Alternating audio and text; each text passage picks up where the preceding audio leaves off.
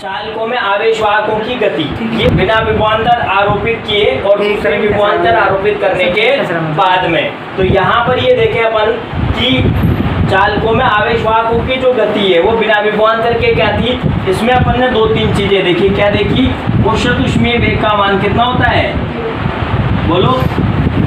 औसत ऊष्मीय वेग का मान क्या निकल कर आया, ये औसत ऊष्मीय वेग। यहाँ औसत को इससे प्रदर्शित करते हैं और इसका मान कितना आया, 0। अब औसत ऊष्मीय वेग का मान 0 आया, इसका मतलब ये 0 आया क्यों? क्योंकि सभी आवेशवाहक यानी कि जो मुक्त इलेक्ट्रॉन होते हैं, सभी मुक्त इलेक्ट्रॉन कैसी गति करते हैं, यादृच्छिक गति करते हैं। यादृच्छिक गति जो है वो कैसी है, जिगजैग मोशन है, यादृच्छिक गति करते हैं। इसके कारण सभी मुक्त इलेक्ट्रॉनों का औसत ऊष्मीय वेग का मान कितना आता है, 0 आता है। और इसी कारण क्या होता है, इस औसत ऊष्मीय वेग का मान 0 आने के कारण विद्युत धारा का प्रवाह नहीं होता, विद्युत धारा नहीं बहती। इसमें बिना विभवांतर आरोपित किए हुए किसी भी चालक में विद्युत धारा का प्रवाह इसलिए नहीं होता क्योंकि औसत ऊष्मीय वेग का मान 0 आता है। अब आ जाते हैं अपन विभवांतर आरोपित करने पे। तो जब अपन किसी चालक तार के सिरों पर विभवांतर आरोपित करेंगे तो देखो क्या क्या घटना घटेगी,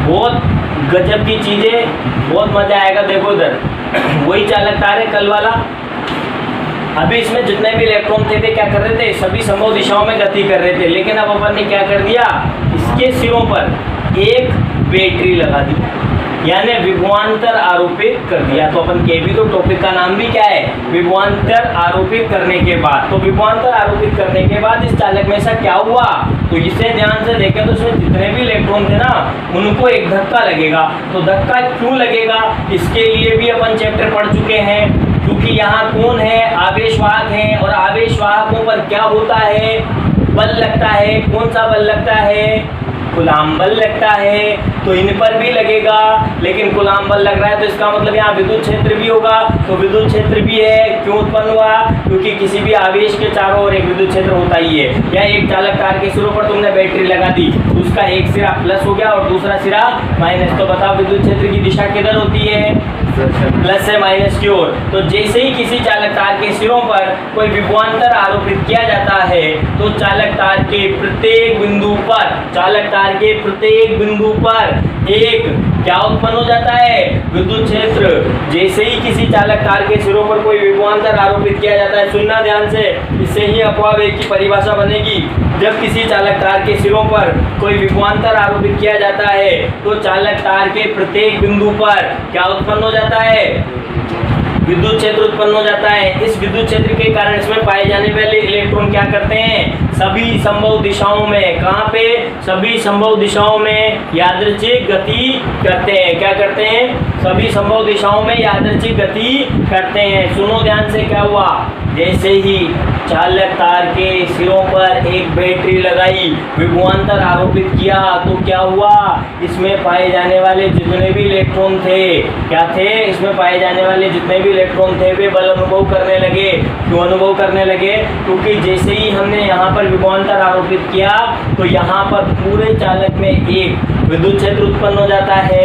इस विद्युत क्षेत्र के कारण, किसके कारण, इस विद्युत क्षेत्र के कारण प्रत्येक मुक्त इलेक्ट्रॉन पर बल लगता है। क्यों लगा, क्योंकि याद करो जहाँ विद्युत क्षेत्र और आवेश है तो वहाँ पर एक बल लगता है, F वेक्टर बराबर QE वेक्टर। पढ़ा था क्या चैप्टर नंबर 1 में, ऐसा पढ़ा था।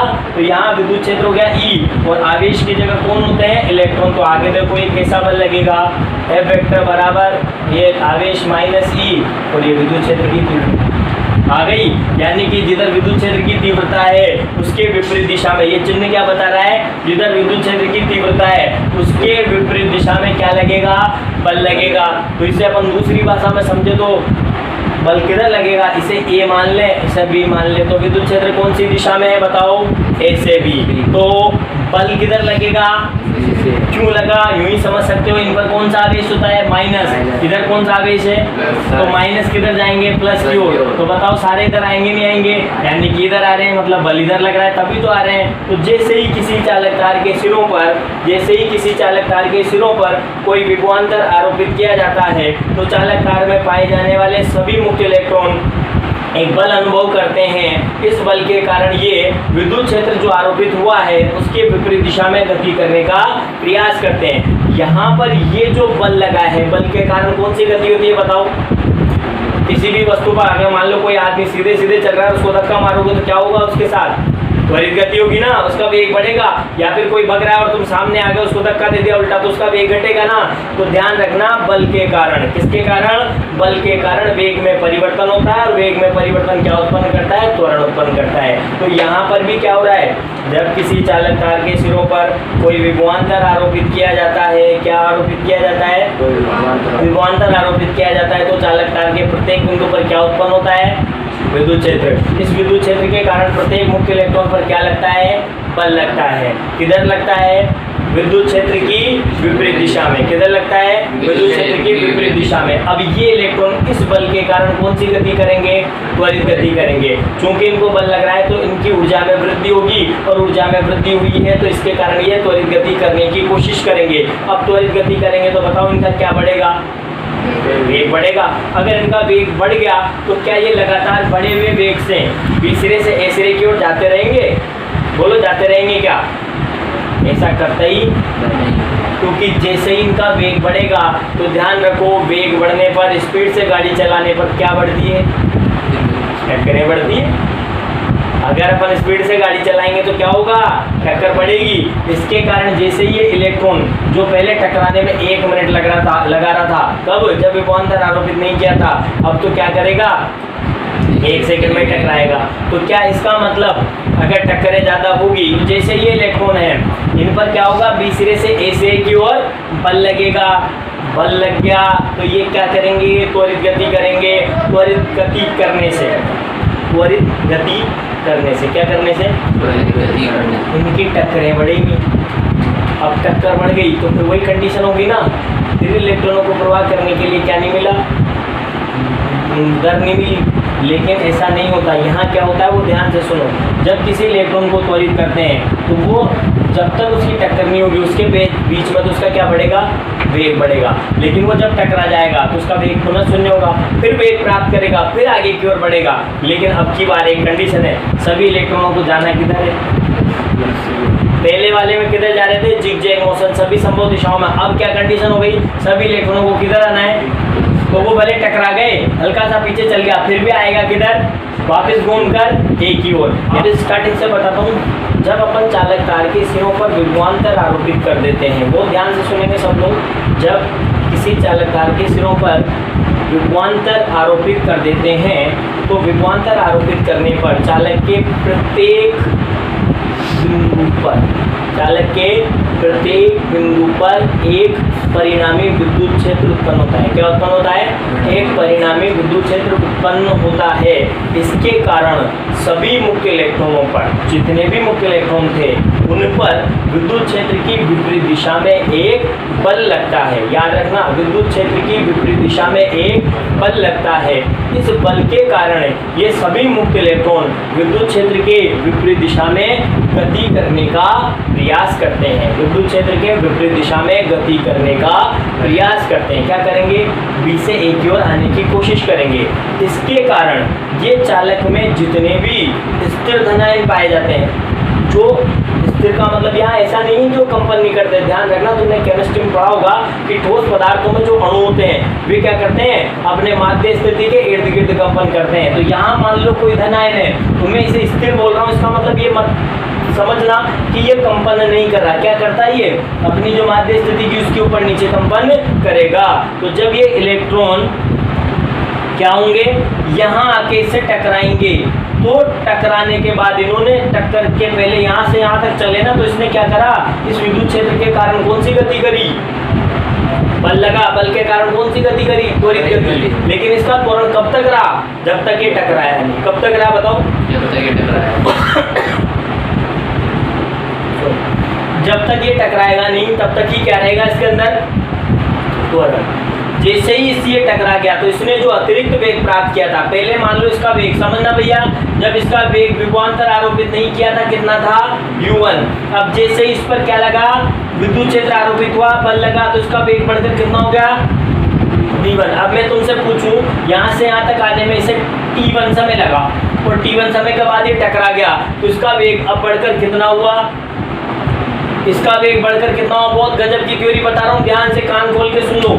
क्या था, ये इलेक्ट्रॉन था। जब इस पर अपन ने ये बैटरी नहीं लगाई थी, मान लो कुंजी बना देता हूँ, कुंजी नहीं लगा रखी थी, तब इसका वेग कितना था, u1। अब जैसे ही मैंने कुंजी लगा दी तो इसका क्या बढ़ा, वेग।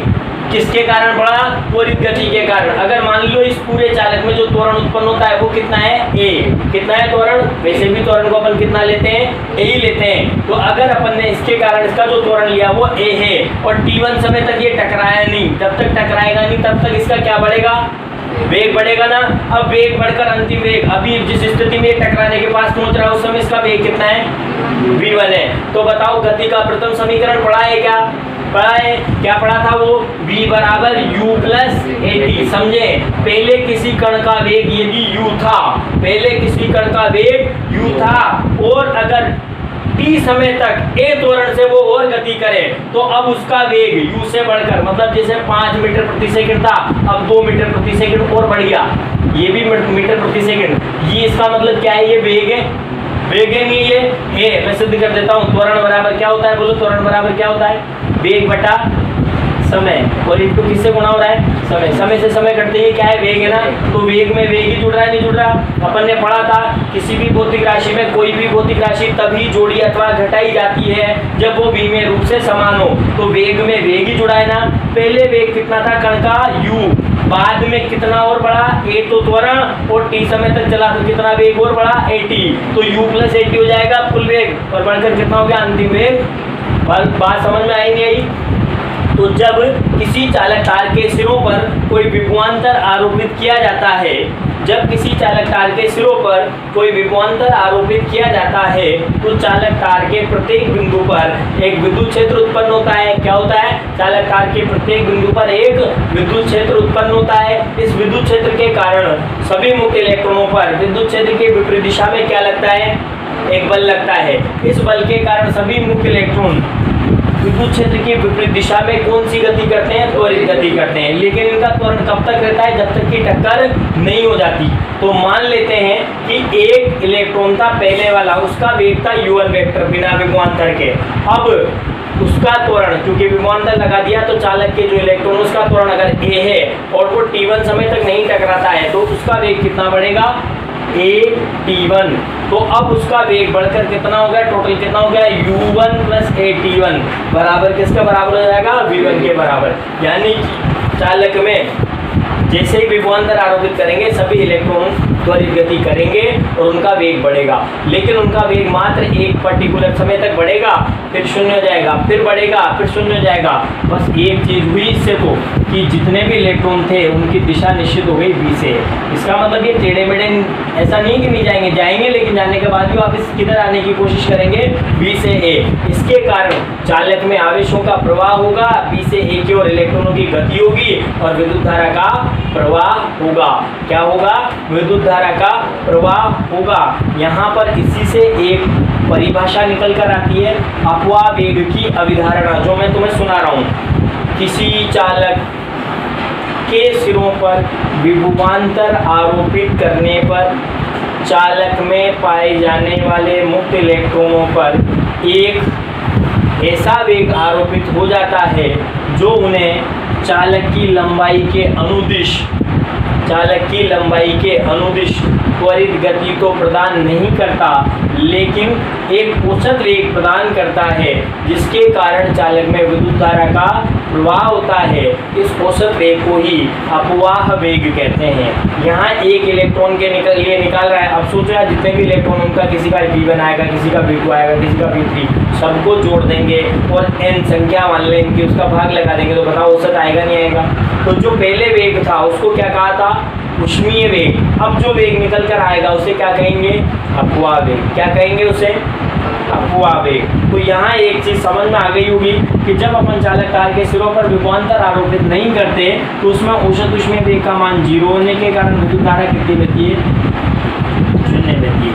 लेकिन जब अपन चालक तार के सिरों पर विभवांतर आरोपित कर देते हैं तो उसमें एक परिणामी विद्युत क्षेत्र उत्पन्न होता है। इस विद्युत क्षेत्र के कारण प्रत्येक मुक्त इलेक्ट्रॉन कुछ समय के लिए त्वरित गति करता है, और वो जब त्वरित गति करता है तो उसका वेग बढ़ता है, फिर शून्य हो जाता है। तो वो एक बढ़ा हुआ वेग तो प्राप्त नहीं कर पाता, लेकिन एक औसत वेग विद्युत क्षेत्र के विपरीत दिशा में प्राप्त कर लेता है। क्या कर लेता है? विद्युत क्षेत्र के विपरीत दिशा में एक पर्टिकुलर औसत वेग प्राप्त कर लेता है। इस औसत वेग के कारण ही धारा बहती है। इस औसत वेग को ही क्या कहते हैं? अपवाह वेग। तो बहुत बड़ी बात बता रहा हूँ, विद्युत धारा किसके कारण नहीं बहती थी? औसत ऊष्मीय वेग शून्य होने के कारण। विद्युत धारा किसके कारण बह रही है? अपवाह वेग के कारण। अपवाह वेग कौन सा वेग है? औसत वेग है। ये भी कौन सा वेग था? औसत वेग था। लेकिन ये बिना विभवांतर आरोपित किए हुए औसत वेग था, और ये विभवांतर आरोपित करने के बाद का औसत वेग है। तो कंक्लूजन ये निकल के आया कि चालक तार के सिरों पर विभवांतर आरोपित करने पर उसमें एक वेग उत्पन्न होता है, औसत वेग उत्पन्न होता है। ध्यान रखना, औसत वेग उत्पन्न होता है, जिसे अपवाह वेग कहते हैं। इसके कारण चालकों में विद्युत धारा का प्रवाह होता है। तो अपना अगला जो टॉपिक आएगा, पहले तो अपवाह वेग के उदाहरण में पूरी समझा चुका हूँ, फिर भी और समझाऊंगा, और फिर निकालना है अपवाह वेग का व्यंजक, जो कि पेपर में लगभग हर 1-2 साल के बाद 3 मार्क्स के अंदर आता है। अपवाह वेग का व्यंजक, जिसे मैं अभी आज की क्लास में तो नहीं, कल की क्लास में निकालना सिखाऊंगा। अपवाह वेग का व्यंजक, समझ में आ रही बात? क्या निकालना सिखाऊंगा? अपवाह वेग का व्यंजक। लेकिन वो तभी समझ में आएगा बेटा जब आज की थ्योरी समझ में आई होगी। आज मैंने क्या किया है? एक चालक लिया है। चालक में क्या पाए जाते हैं? मुक्त इलेक्ट्रॉन पाए जाते हैं। मुक्त इलेक्ट्रॉन क्या करते हैं? सभी संभव दिशाओं में यादृच्छिक गति करते हैं। क्या करते हैं? सभी संभव दिशाओं में यादृच्छिक गति करते हैं। अब विभवांतर आरोपित कर देंगे तो क्या होगा? सभी मुक्त इलेक्ट्रॉन एक विद्युत क्षेत्र उत्पन्न होगा, उसके विपरीत दिशा में एक औसत वेग से गति करेंगे। त्वरित से करेंगे कि औसत से करेंगे? बताओ, ये सोचने वाली बात है। जब किसी चालक तार के सिरों पर विभवांतर लगा देते हैं तो इलेक्ट्रॉन त्वरित गति से गति करते हैं, तो क्या वो वेग जो प्राप्त हुआ है वो त्वरित वेग है या फिर औसत वेग है? त्वरित वेग नहीं है, क्योंकि वो थोड़ी देर बाद टकराते हैं, फिर पुनः अपना वेग खो देते हैं। वे तो मात्र अल्प परिमाण का एक औसत वेग ही प्राप्त कर पाते हैं। भाई जब ये सारे के सारे इधर आएंगे तो तुम सोचो सर वेग बढ़ गया तो जल्दी जल्दी आ जाएंगे, जल्दी जल्दी आ जाएंगे। ऐसा नहीं होगा, क्योंकि जैसे ही वेग बढ़ेगा तो टक्करें पड़ेगी। लेकिन एक अल्प परिमाण का, बहुत ही अल्प परिमाण का क्या प्राप्त कर लेंगे? औसत वेग, जिसकी दिशा क्या होगी? बी से। इसमें दिशा नहीं थी, इसमें दिशा मिल गई। ये भी अल्प परिमाण का है, ये भी अल्प परिमाण का है, लेकिन दोनों में अंतर क्या है? इसमें दिशा सभी संभव दिशाओं में थी, और इसमें दिशा किधर है? बी से। यानी चालक की लंबाई के अनुदिश विद्युत क्षेत्र की विपरीत दिशा में एक अल्प परिमाण का औसत वेग उत्पन्न हो जाता है, जिसे अपवाह वेग कहते हैं। उस वेग के कारण ही, इस वेग के कारण ही चालक में विद्युत धारा का प्रवाह होता है। ध्यान रखना, इस वेग के कारण ही। कौन सा वेग है ये? अल्प परिमाण का औसत वेग, जिसकी दिशा क्या है? विद्युत क्षेत्र के विपरीत दिशा में। क्या है ये बताओ? अल्प परिमाण का औसत वेग है, जिसकी दिशा क्या है? विद्युत क्षेत्र के विपरीत दिशा में। अब एक बात बताओ, एक चालक में आवेशों को अगर एक निश्चित दिशा मिल जाएगी, तो निश्चित दिशा मिलेगी तो विद्युत धारा बहेगी कि नहीं बहेगी? याद करो, विद्युत धारा की दिशा के विपरीत दिशा में इलेक्ट्रॉन बहते हैं ना। कल बताया था, विद्युत धारा में तुम्हें दिशा बताई थी। विद्युत धारा की दिशा होती है धनात्मक से ऋणात्मक की ओर, और इसके विपरीत दिशा में कौन गति करते हैं? मुक्त इलेक्ट्रॉन। तो मुक्त इलेक्ट्रॉनों को क्या हो गया? त्वरित वेग तो प्राप्त नहीं हुआ, लेकिन अल्प परिमाण का क्या प्राप्त हो गया? अब तुम पूछो त्वरित वेग क्यों प्राप्त नहीं हुआ सर? इनमें तो वेग बढ़ना चाहिए, क्योंकि बल लग रहा है। तो मैं कारण बता चुका हूँ बेटा, क्या होगी? टक्करें बढ़ेगी। टक्कर के कारण वो वेग तो नहीं बढ़ा पाते, लेकिन उनकी दिशा निश्चित हो जाती है। तो सारे इलेक्ट्रॉन जब इधर आएंगे तो सबके वेग जोड़ेंगे तो कोई ना कोई वेग निकल के आएगा, नहीं आएगा? और उसका औसत निकालेंगे तो एक अल्प परिमाण का औसत वेग निकल कर आता है। इस अल्प परिमाण के वेग को ही अपवाह वेग, ड्रिफ्ट वेलोसिटी कहते हैं।